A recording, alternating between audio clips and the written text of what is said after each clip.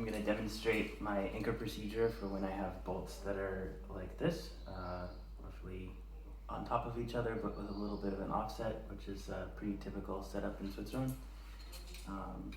Assuming that I have a good stance and I'm not worried about falling right at the anchor, this is the procedure I will do. If I'm worried about falling, I might actually clip the draw immediately, but if I'm not worried about falling, I won't do this, just because it adds some clutter. So yeah, first I put a quick draw in the upper bolt. Then I take a locking carabiner with a double length sling and I put it into the quick draw above. And then I can already lock it. And now I move the annoying sewn part to the top. And here I'm making essentially an overhand. But what I actually do, then this would be also totally fine. You don't need to make it tight either, so it's easy to untie. But what I actually tend to do is I make like this, and then I don't pull it all the way through. Sewn part's right there. Now when I want to clean up, I can just go like this, pull on the sewn part, and it cleans it all up. So I'll put that back in, grab the sewn part, put that at the top. Make my overhand slip knot, and you'll see that it does in fact hold, because it's actually just an overhand with that coming back through. And yeah, so you'll see that this is also almost equalized. If this bolt were to break, there would be some amount of extension, but not very much, right? It wouldn't go very far. And this is a little bit loosey-goosey because this is not an actual bolt, of course, so this is even less than what's happening there. So now I'm at this point. Then I want to get myself in. So I always do it with a one-handed clove hitch technique, because now I can figure out where I want to be. Maybe I want to be really close to the anchor. Maybe I want to be farther from the anchor. I can kind of get a feel. Yeah, right about there. Then I lock it down, close the beaner, and I can say off belay. Now as my partner is actually getting me off belay, I can put the device to belay him or her up, and you'll notice that I already had my device configured as I wanted it on my harness, pulled it off, and it's already like this, so I don't have to fidget with putting the second carabiner on there. So just put it on. Now pull up the rope, get to the point where I say, oh, that's me. Give them a little bit of rope back. They can feel the slack coming. They know they're not on belay yet. And then now you can say, yep, you're on belay, you can climb. They feel that slack go away and comes tight on them again, and they're ready to go. So now I'll do it again in full speed without the explanation, so you can see how quickly this procedure goes. I have to break down the anchor real quick, but you'll see again, even when I was pulling on it before, you can pop it loose pretty easily. Maybe you have to do it a big tug like that. Just get reset here.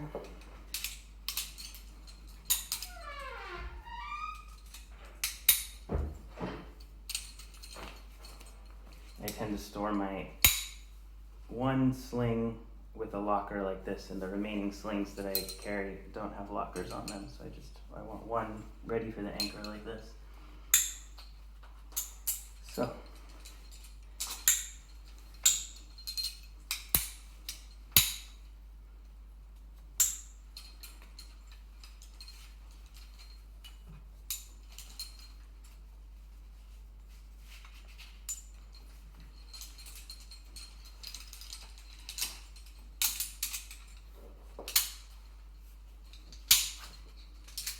off belay.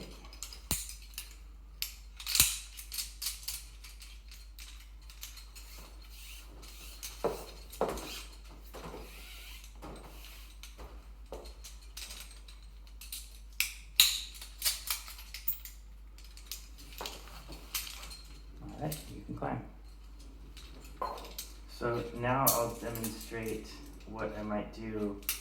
In fact, I can leave like this. When my buddy gets to the anchor, I'll usually, if they're planning to lead, I'll usually steal the device off their harness, since they're going to be climbing up with the device that they were belaying me with. So I take it off their harness when they're not even looking, and they're here, right? So I can already, they can get real snug. They don't even have to get into the anchor directly because they're already on belay on this thing, right? So then I just put them on belay. Now they can take this device with them, right? So now my partner is doing this. I'm holding the brake line because they can climb. And they can just take this device with them. And again, this one's now already configured for belaying from above, so I don't have to take that carabiner off, or they don't. Pretend like they're climbing away with that one. And what they will have done, possibly before even taking that device out, is put themselves into the redirector that's conveniently already there with how this anchor has been built. There's a redirect beaner built in, redirect quick draw even. So then when they get to the top, they'll say, okay, I'm off belay. So, all right, you're off belay. I can put my device away. I can already take that out. We have plenty of pieces in between us now. He's climbed a whole pitch. He's already connected to another anchor. So I can really start to consider pre-cleaning this anchor. So assuming that I'm not hanging off of it, I have a good stance. I'm comfortable then undoing that. And I can already, maybe even before I do that, just clip into this.